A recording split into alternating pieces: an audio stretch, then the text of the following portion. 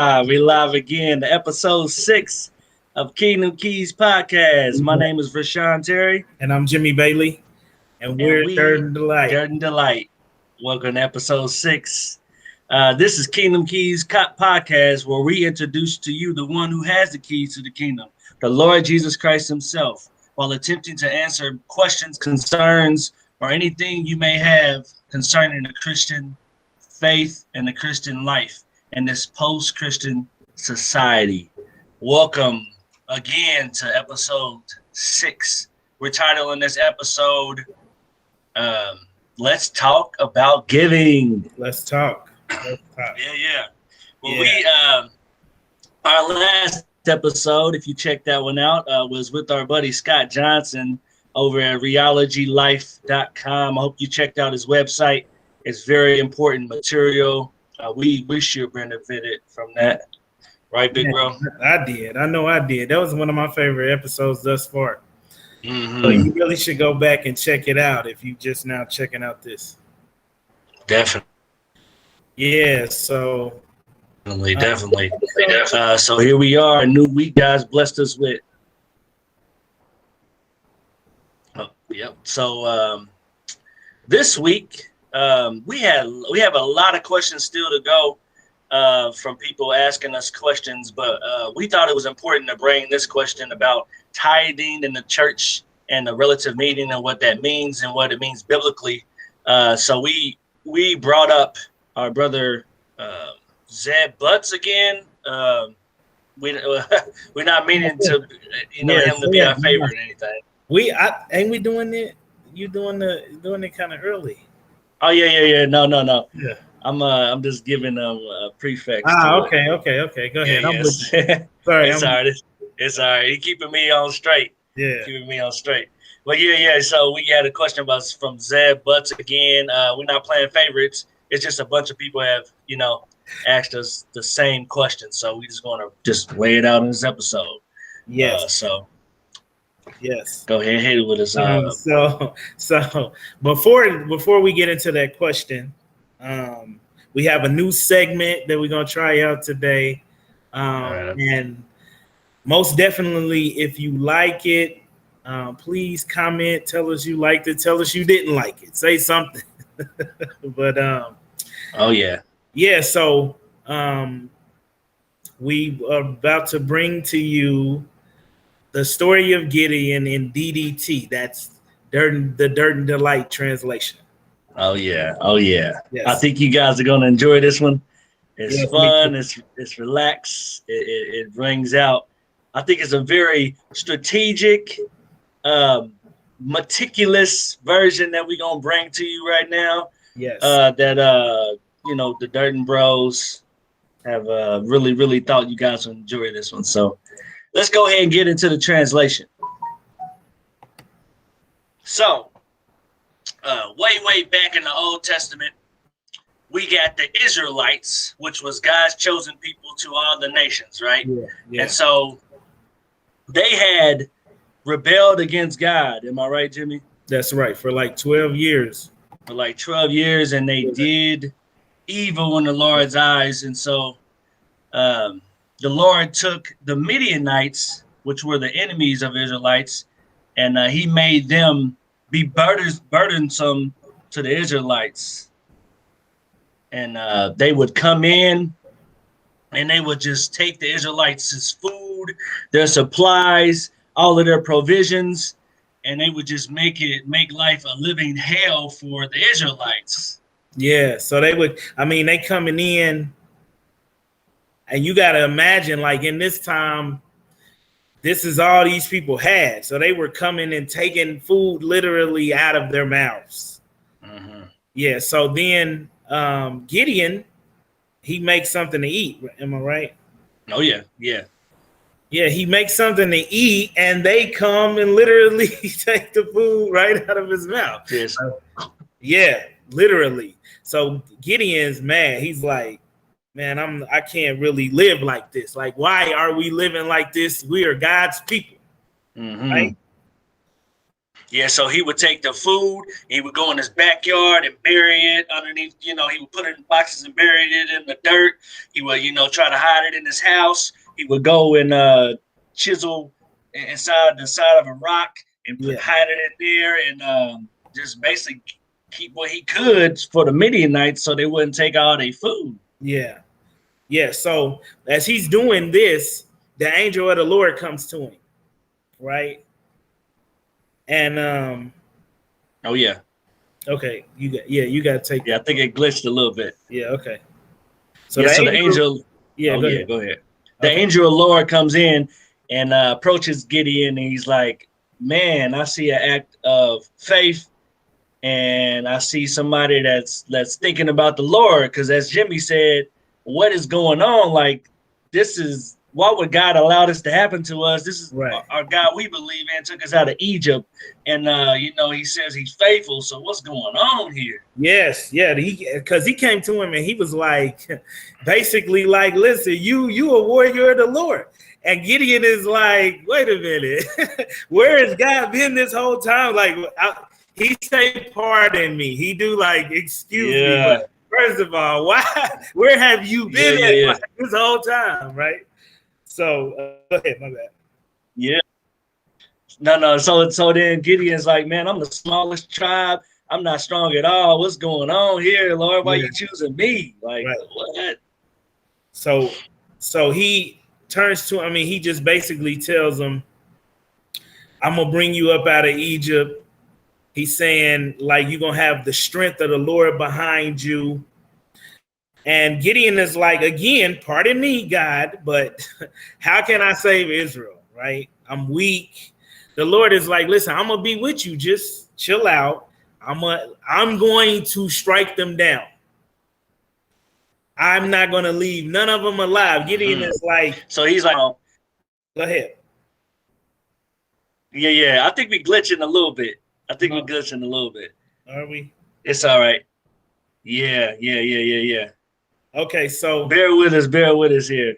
Yeah, the Lord. So the Lord is like, I'm just gonna go back a little bit. The Lord is like, I need you. Gideon is like, I'm weak. I don't have nothing. So the Lord is like, listen, don't worry about it. It's gonna be me that's gonna save Israel. I'm gonna do it. I'm not gonna leave none of them alive. And so he said, how can I do it? And so once God explains to Gideon how he can do it, Gideon is like, listen, I hear what you're saying, but why me? Okay. Mm-hmm. And then he tells him, and then he's like, all right, so if all of this is true, let me have a sign. That's what he says. Give me a sign. Yeah, so then Gideon's like, what I'm gonna do is I'm gonna take me lamb, I'm gonna make some broth, and I'm gonna get some bread. Just stay right here to the Lord. He's like, Lord, stay right here. I'm gonna go ahead and get this food. I'm gonna bring it back to you, and then we're gonna see what kind of sign you really can do. Yeah. Let's see what you about, pretty much. So God is like me at this point. He's like, food, I'm there, right? So he goes, he puts the food and the broth down. God comes down, swoops the food up, burns it up, and then goes back away. Mm-hmm. And so Gideon is like, okay, builds an altar there now, because now he's like, the Lord is clearly with me. He ate my food. I'm going to build an altar right here for him. And he built one. Right? Oh, yeah. Right. Okay. So he builds one, and he calls the name Peace, because the Lord tells him, I'm with you. Don't be afraid. You are not going to die. Just be peaceful. Stay calm. Be peaceful. Mm-hmm. So he names the altar Peace. So then, he names the altar Peace, and then the Lord gives him his first assignment. Okay. He's like, these Midianites, they worship Baal, which is opposite who I am, right? Yeah. So what I want y'all to do is I want y'all to go in there. I want you, Gideon, to go in there, tear down the Baal statue, and rebuild a statue with the pieces that you broke down. They're there. And so Gideon is like, hold on, like, Yeah. he's like, that's big right there, because that'll make a couple of people Right. mad, me doing that. So he said, man, I'm too scared. I'm gonna go at night. So he goes at nighttime, and he's like, go ahead. Okay, so he goes at night and he take 10 people with him.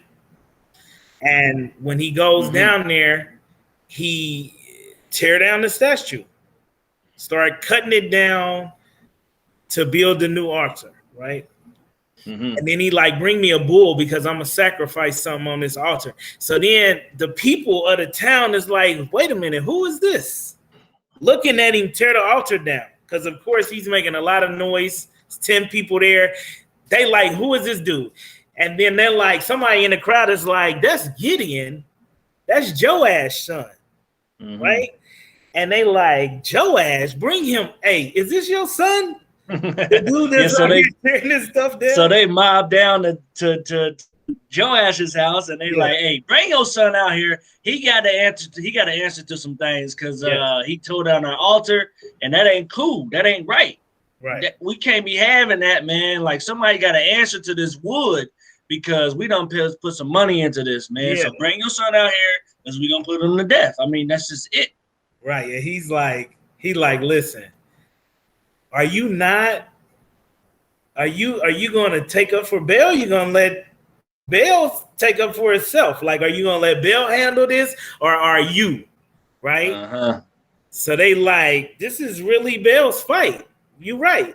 This is not our fight. This has more to do with Baal, because that's right. They didn't really want no trouble anyway, but they changed his name now. They like, now we're gonna call you Jerub Baal, because Baal is this god that they serve. So they finish the thing. They do the sacrifice, and now the Lord is ready, right?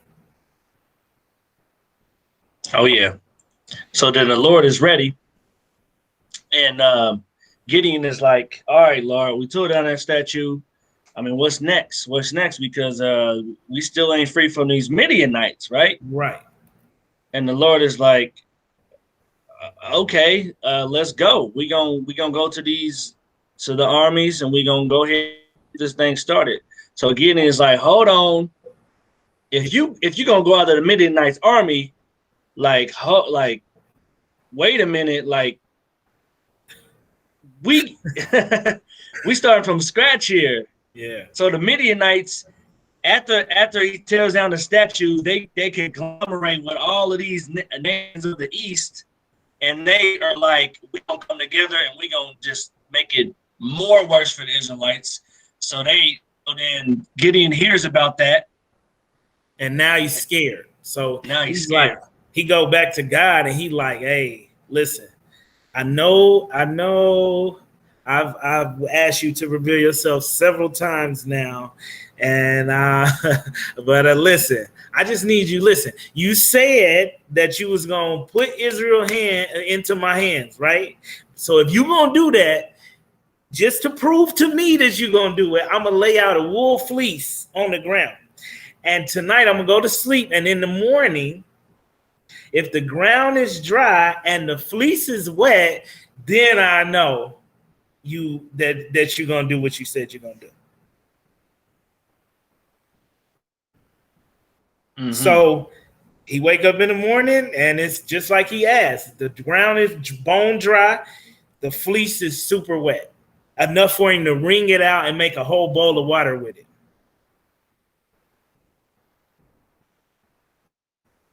Oh yeah. So then he's like, okay, that's a good sign. That's amazing.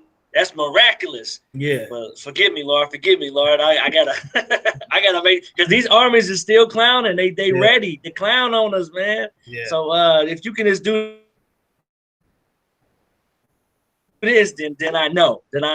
So then he's like, if you can make the ground wet and the fleece dry as a bone, then let's go ahead and go forward. So the Lord being faithful is like, all right, I got you.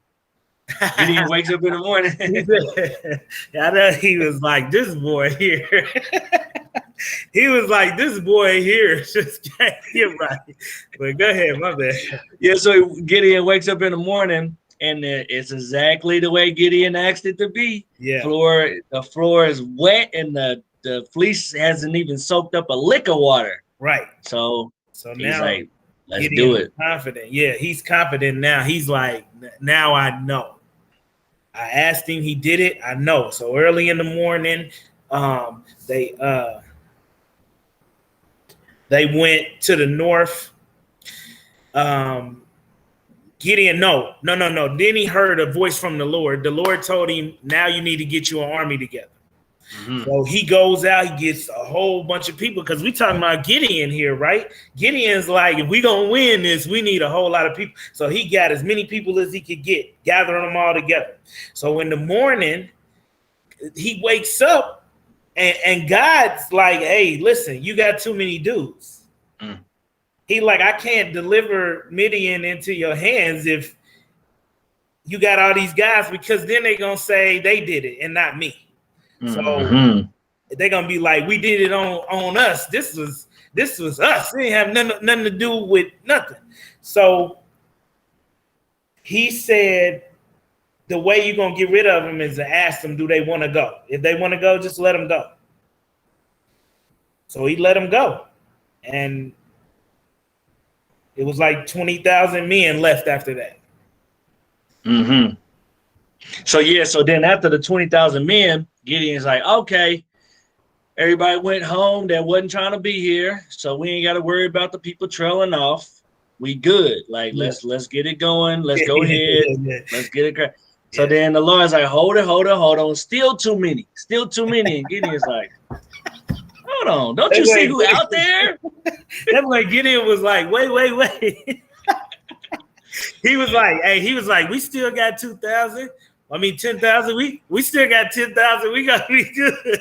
Guy was like, nah. That's still too many. I know y'all. Hey, I know y'all heart. Yeah, right. So then the Lord is like, what I want you to do is, when they go down to drink water, your men, ones that pick the water up in their hand, they lap it like a dog. I want you to take them to the side. The people that go down there and get on their hands and knees and drink, I want you to put them to one side. Yeah. So Gideon's like, yeah, Lord, you smart, you thinking. And so he's like, we're gonna get rid of these dogs, man. It's going down, they on all fours and they drinking the water up. Get rid of them. So then the Lord's like, Gideon counts them, the men that laps the water with the out of their hands, and the ones that's on their hands and knees, drinking the water. And he counted 300 men on their hands and knees, and Gideon's like, get them out of here, right?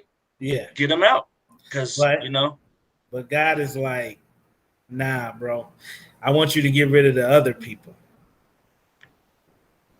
Oh, so Gideon is like, of course, like what? Like, why would you get rid of those guys? Like, we only have 300 left. He's like, we're gonna do it. Yeah, he's like, we don't need a bunch of men for what we doing, because it's me, it's my doing, right? It's my doing. That's what I do. Because the Lord is the Lord of faith. Yeah. Right. So they get ready. It's nighttime. The men of the army has slowly but surely grown. Yeah. And they're sitting in this valley at nighttime, and they're getting their weapons prepared, ready to attack the Israelites, ready to just slay them. Yeah. And so the Lord again comes to Gideon and says, hey, I know you're probably scared. So if you're too scared to do this, then bring one of your messengers and go down to that valley and see what's happening. And I'll show you what's good. And he woke him up out of his sleep, because he told him to get up. He was like, get up and go down there, because I'm about to deliver him into your hands. And then he was like, if you afraid, because he knew he was clearly Gideon was not with the smoke. Gideon was like, listen, I need to know, like, really, I need you to just come down here and do it. Pretty much. Yeah. So he was like, go ahead and take dude down there and just go down there and check the camp out. Yep. So they go down there, And as they going down there, they see a group of men sitting on the side, and one of the men is in deep sleep, and he wakes up terrified, sweating, just shook, just all the way, just scared, like shook, like, hey, I just had this dream, man. This is crazy. And they're like, what? What's the dream? Yeah. He's like, it's this big old bread, big old piece of barley bread, rolling down a hill and just slams into us, man. Like, and his friend is like, man, listen, that can't be nothing but the sword of Gideon. You know, Joash's son, that he's an Israelite. God is giving the Midianites to the whole camp into his hands. So Gideon heard this interpretation. He like, we got it. We got it. Yep. So he returns to the camp. Yeah, he's like, let's go. Let's go. Let's go right now. So he returned to the camp. Get your stuff. We ready. It's time to get this thing cracking because we got this. Believe me. Trust me. We got it. It's over. It's over. I'm sorry.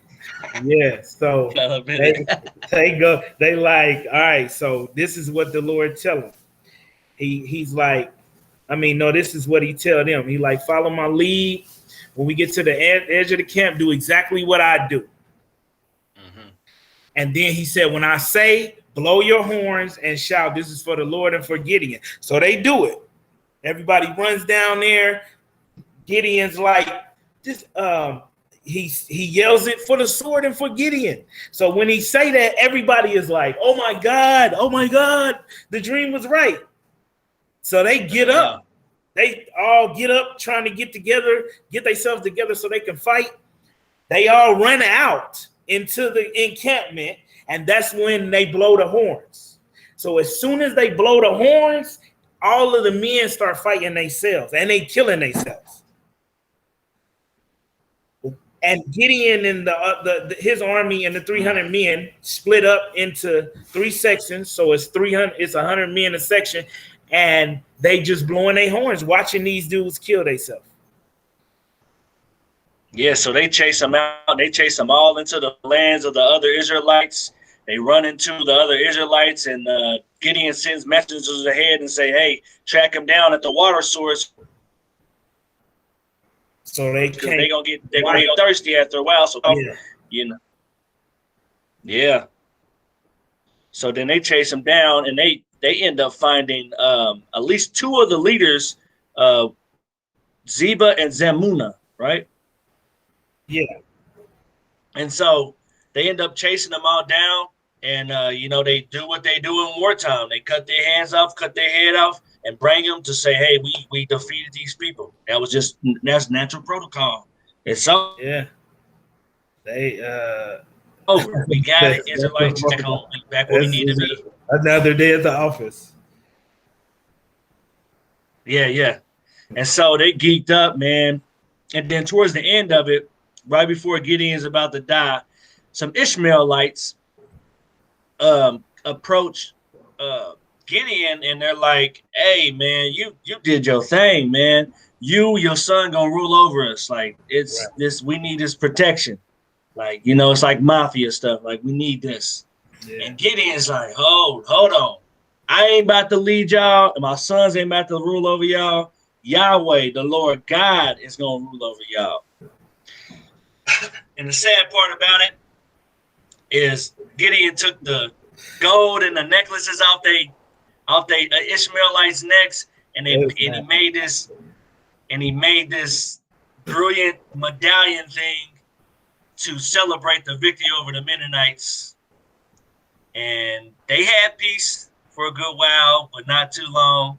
As we all have peace for a little while. Yeah.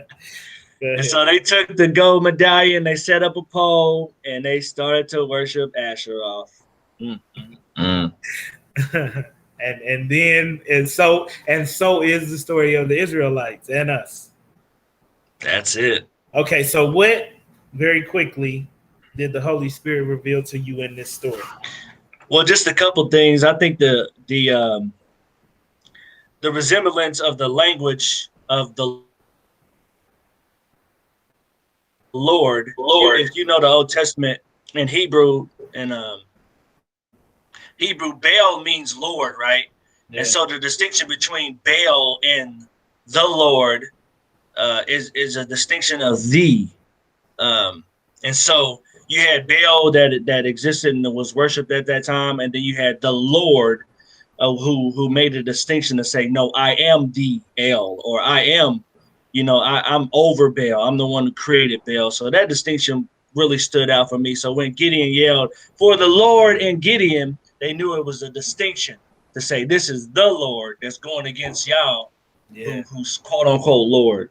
And then the other thing is the dream that the guy had. Man, I had a story with the child that I dealt with at my previous job,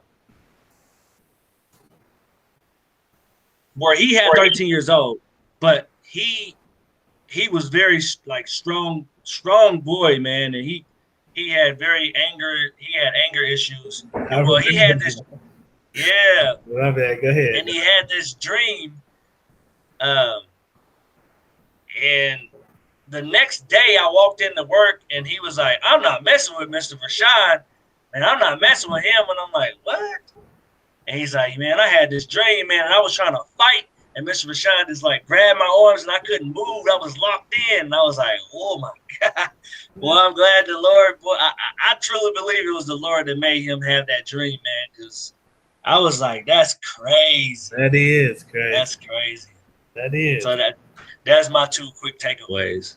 Well, mine's is I definitely agree. The Lord gives signals and dreams, and the Lord is mostly the interpreter of those dreams. But I see it as a story. Like Gideon in the story is me in the story. I put myself in Gideon's shoes, and I am that guy who's like, God, do you really want me to do this?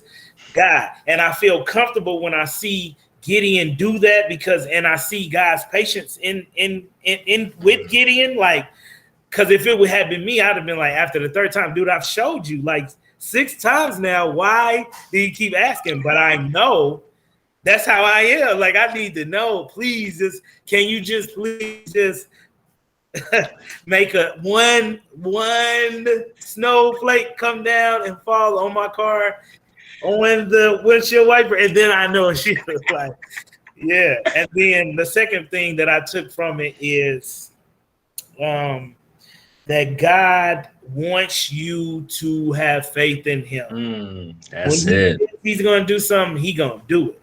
Like, and you can bet your bottom dollar he'll do it.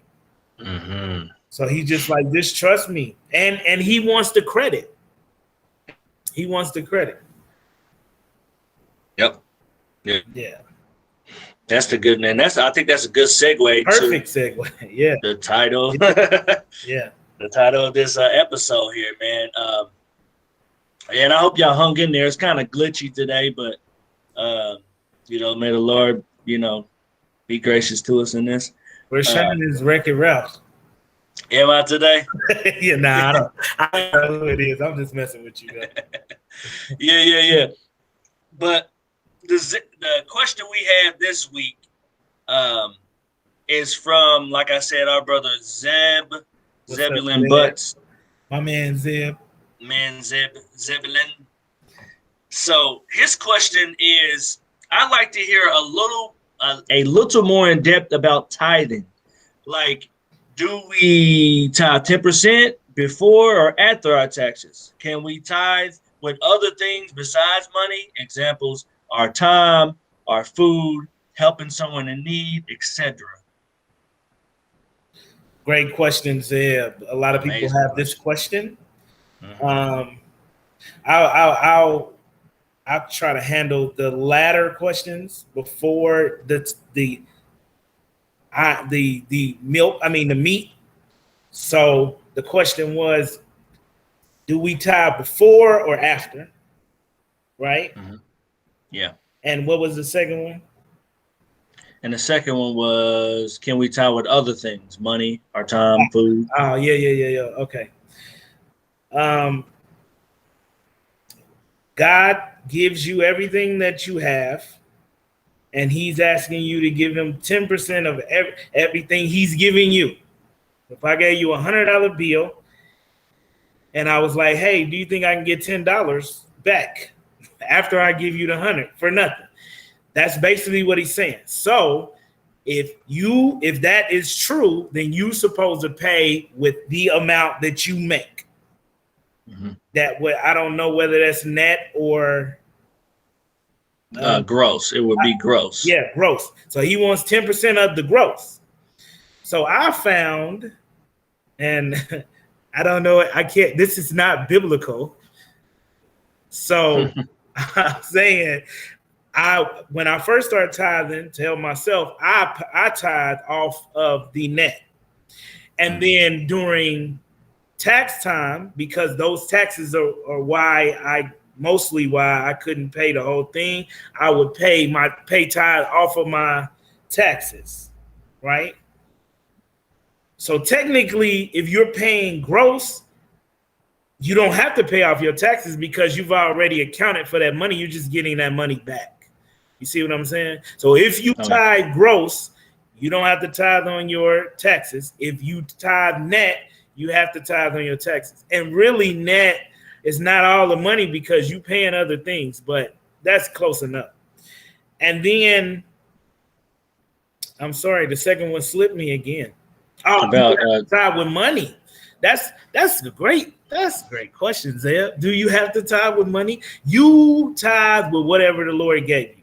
So when the Lord was like, what? The rich man went to the Lord. He's like, what I got to do to be saved? I mean, yeah, to get the kingdom. He was like, oh, you got to follow the 10 commandments. He's like, I already do that. What else? He's like, well, you got to give up all your stuff and follow me. Right? And he was like, I can't really do that. And my point here is that you can tithe with anything that the Lord gave you. Anything. You can tithe with clothes. But it has, of course, it got to be something you want. You can't give away something you don't want. It's you tithing off what he gave you.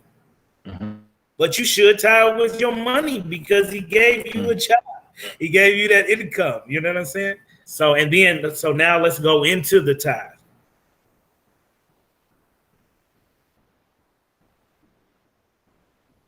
Oh yeah, and so I know that.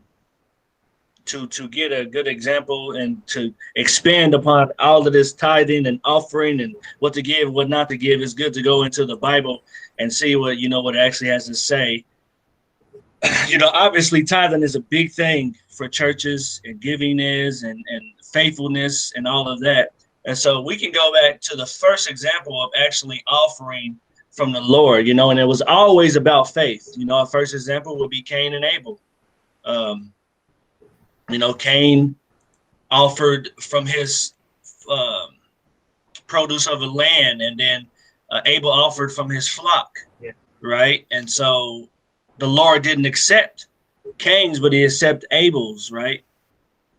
And so in Hebrews 11:4, we see that the reason why Cain's was not accepted because it wasn't done in faith.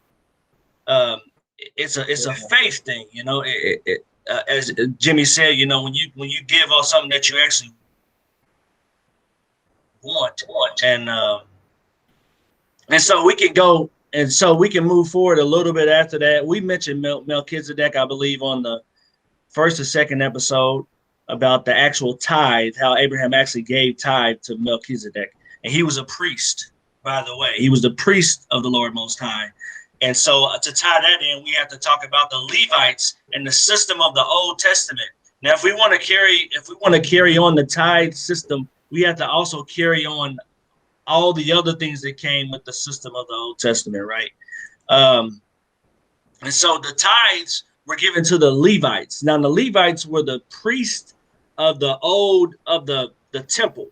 And so the Levites didn't have an inheritance in the land because the Lord was his inheritance. And we can push this forward to how Jesus comes and he makes us the priest and not just one sect of people. And so the Levites, in order for them to sustain themselves in each part of the Israelite land, they would have a portion of tithe that they would get from their community, 10%, and it would be multiple tithes. Some and historical means they have for the festivities, they had tithe for money and for food and provisions. They had 3 or 4 tithe, right? So you had to carry that on also to the New Testament and the giving process. So since there is no Levites in the church today, the argument is sometimes made that the pastors have to take the place of the Levites and that they should therefore be the primary beneficiaries of tithe. Yet, no one else besides the Levites had the slightest authority to receive that tithe. So, more importantly, they served as mediators. Go ahead. I'm sorry, because you kind of broke up there, but I have to put an input in the fact that they said that the preachers are a replacement for that, and I know that you're going into that, but my but is that we have been made priests under the order of Melchizedek, right? So that 10% that you're getting, it's up to you. It's up to you to give because he gave to you. But I'm sorry, I had to say that. Just go ahead. That's a good break. That's a good point, bro. Yeah. Because of Jesus, we are the priest. And so more importantly, the priests, a group within the Levites, served as mediators and between God and people. Yet the New Testament teaches that there is only one mediator between God and the people, the man Jesus Christ. That's right. For this reason, it is deeply problematic when pastors are said to replace the priest in the New Testament, church. Not the least because this compromises the New Testament teachings of priesthood, as Jimmy just said, which is we are the priests. You know what I mean? So just to drill down just a little bit more about these other tithes that the Old Testament had, they had a poor tithe, which was given to the Levites, the foreigners, the orphans, the widows. This tithe may have been a substitute for the festival tithes I was just talking about, or more likely was another tithe paid every 3 years. Both the Old Testament and the New Testament show a deep concern for those who are ministers, foreigners, orphans, widows, and just poor in general. So that kind of answers Zebb's question about can I give, for people that's, needs it or more than tithe. If you give it in faith, give it in faith. If you're giving, if the Lord has put it on your heart to give, then you're giving a gift. You're giving offering. You're offering. Now, the tithe, though, is different because now God has given you, and he's saying you can do whatever you want with most of it, but this little bit right here, I want you to give as freely as I gave to you. That's what he's saying. He's like, you can have, I'm going to give you this $100. So then the question is, God, then why would you just give me the 90 and he's trying to teach you. That's how you learn. You when you give, not grudgingly nor of necessity, but cheerfully, then you start to understand that everything that was given to me was given cheerfully. And I wasn't a good person. It was bad. I didn't deserve any of it, right? Okay. Yeah. That's so true, man. That's the principle of giving from the beginning, as we said with Cain and Abel, and it just carries on. Nothing changes. Why 10%? Why that system? And because the Old Testament had a system of theocracy. And what theocracy means is that God ruled over those people of the Old Testament. And so they had a certain system that they lived by, that they had to live by to prosper in the land that they had. Well, we no longer live under a theocracy, a system of government, right? We live under the governance of our own laws in our own countries and our own cities. And you know what I mean? So basically what I'm trying to say is, I have a minister as a brother and, tithing 10% is not necessary. It's not necessary in our new system. Now my church, when we signed up for new beginners class, we made a promise to pay 10%. You know what I mean? We made a promise to do that. But biblically, there's no biblical justification for 10%. There's no principle for that. But that doesn't mean that if you give 10%, you're unbiblical and you're doing wrong, right? So that's pretty much what I get. Agree. I will agree to the extent of it's being used as a basis, right? Mm-hmm. And the church has misconstrued it all. So now when you talk about giving money, people are like, for what? You're saying God is free. You're saying God's grace is free. What am I giving you money for? And then I'm feeling some type of way because I come to church and you and your family look rich, mm-hmm. right? And I feel like I'm paying your salary. And I feel like I'm keeping the church lights on, and the church don't really, I love the church, but don't get me wrong, but and I'm speaking in the third person for somebody else out there, because I talk to a lot of people. But the truth of the matter here is, and that's why I keep trying to drive home, God gave you everything that you have. Mm-hmm. And he's saying, try me by giving too. 10% is not much. Mm-mm. You're tipping when you go out to eat 20% or more every time you slap, right?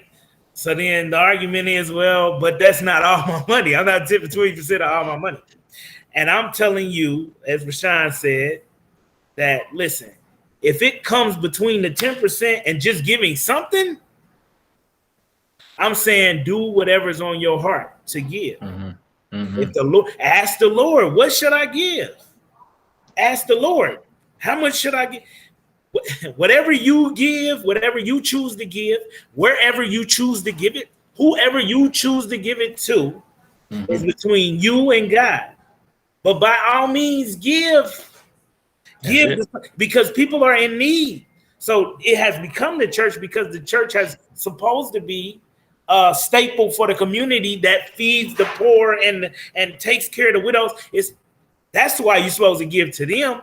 Mm-hmm. But right now, again, you are the priest in the order of Melchizedek. You go straight to Jesus. You say, Jesus, just show me where to give my money to.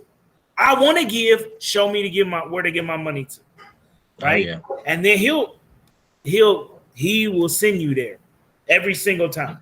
Yeah, and from what I was saying, that I would be completely unbiblical to say that ministers and pastors do not deserve pay, because Apostle Paul makes that clear that you can't. He uses the Old Testament reference. You can't muzzle an ox and do preaching the gospel. The pastor is. I said. The Apostle Paul references the Old Testament by saying you can't muzzle an ox and not give it its just due for working. So he referred that to pastors and ministers of the gospel, right? So pastors are due that. They're due that money. And actually, the Apostle Paul refused that money. He turned it down. Wait. Let's slow down. Because it don't have to be money, right? But now that's how things get corrupted. Because money becomes involved. The church is supposed to take care of the pastor. Yes, when you pastor, he's supposed to be taken care of. And now we use money, so it has to be money. He gets paid to do what he do because his time he gets paid. Let's just be real. The man gets paid. But as the church, we're supposed to take care of the people in their need. And that's why Paul was like, I don't really need it. God got me. And that's the same way I feel as a minister, right? But I've got drawn in too, because I do get paid for when I preach. And if I don't get paid, then I'm like, what but the truth of the matter is I do it because the Lord wants me to do it. That's why I do it. That's why I preach. And every time I preach, it's heavy, but I would preach for free. I want to preach for free. Oh yeah, and you have the option. Yeah, you have the option to get it. And so I was going to say something. Gifts though, I take those. Oh yeah, and some people. And some people, when a preacher comes in out of town, they share their home, they open their home. Yeah. You know, there's other ways to give. So I'm trying to be I hope we're clear as possible, Zebb, on what we mean by tithe and is that appropriate or not. Another example is the Apostle Paul. He tells the believers to help out the poor church in Jerusalem. They need money. You know, he's telling them to give to where it's needed. Jimmy said it already. People need it. You know, people need the help. Yeah. So from everywhere. So I guess we can give I give a little summary, man, and then we can give some closing remarks or whatever, bro. So I think the summary of it is to say that you can have a systematic giving system, given on a regular basis, that is weekly, bi-weekly, monthly, etc. Yeah. 1 Corinthians 16. You know, proportionally give as you have been prospered. Jimmy just said that. According to your ability. 1 Corinthians, 2 Corinthians. Shaken together, running forward. Mm-hmm. Give, you give sacrificially. Amen. So sacrificially. Yeah. Don't give not of necessity. For God loves a cheerful giver. Amen. Give generously, even sacrificially, but not to the point of personal affliction. Give intentionally. Give deliberately in order to meet a genuine need, not out of guilt, merely to soothe a pressing request. 2 Corinthians and Philippians. Give by motivation. Our motivation for giving should be to love others, Jimmy, and an eye to the reward from God. So you know, give out of love, equality, blessing, cheerfulness, and voluntarily. All of these things, man. Let the Lord. Is that you? Is it me? That's it. That's you. Yeah, let the Lord guide you, man. Listen, the story of Gideon is the story with you and tithes, right? You don't want to give the tithe because you don't want to give the tithe. You can blame it on whatever you want to blame it on, but in the end, you have to ask yourself, do I love this money that much? Do I trust God enough? Those are two questions you got to ask. Am I holding on to the money for the money's sake? Or do I trust the Lord? When you answer those questions honestly to yourself, then you can move past this. Talk to the Lord, ask him how much you should give, whatever's on your heart. We're telling you that. I'm pretty sure he's going to say that because he said it already. Whatever's on your heart, give it. Who should you give it to? Ask him. Lord, please put somebody in my path that'll take if you choose to say 10%, that'll take this 10%. And I know they need it. He'll do it every time. Yep, that's it. But by all means, try, because I'm telling you, it is a benefit. Oh, yeah. Yep, that's it. I think you don't have to take our word for it. Yeah. Come see for yourself. Come and see. Yeah. Come and see for yourself. Yeah. So tithing is not a necessity for the New Testament church, as much as that hurts to hear some people's ears. But giving is a necessity for the sake of faith. That is it. For the sake of faith. For the people of the earth. It is for the people of the earth. It's a necessity to give. People need you. And if you believe in God, then they need God. And they need to see God through you. So give. I impress upon you to give. Not grudgingly, nor of necessity, for God loveth a cheerful giver. Give a person on the bus stop bus fare. Amen. So that's the conclusion. Got anything that you're working on, bro? Man, I got so many things I'm working on. You sound like me. Particularly, I'm working on a book, a children's book with my son. It's called Meet Jamal, and it's about a little boy named Jamal and his shenanigans. So be on the lookout for that. Oh yeah. Yeah, You got so anything? My bad. nah, it's all right. I mentioned it. Just just the book. I got a blog. I know Jimmy said plug my blog. So Yeah, tell us my about the book again in case somebody didn't hear. oh yeah, I got two books that I'm working on. One is loosely based off of my wife's life, and I'm just making it theological. Just basing off my observations from the Bible and observing the world that we live in. So that's my first one, and then my second one is a book based off of my childhood. That is a nice, fun children's novel that I'm working on. And then I got a blog that I do every now and then. It's just an open journal. It's a journal that's public. And that journal, I put it in the description box on YouTube. But if you go to www.blogger.com/DIY Jesus Cleaver, do it yourself Jesus Cleaver, you can find that, or you can just find it on my Facebook page.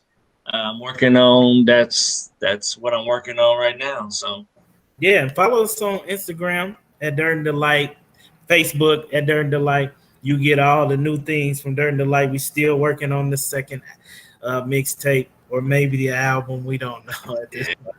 We're trying to figure it out, but it's coming. And thank you. Don't forget to like, and don't forget to subscribe and click that notification so you get the notification. Oh yeah. Yeah. So I hope you enjoy this episode. We introduce you to step through the door through faith. Amen. Have a blessed week, guys.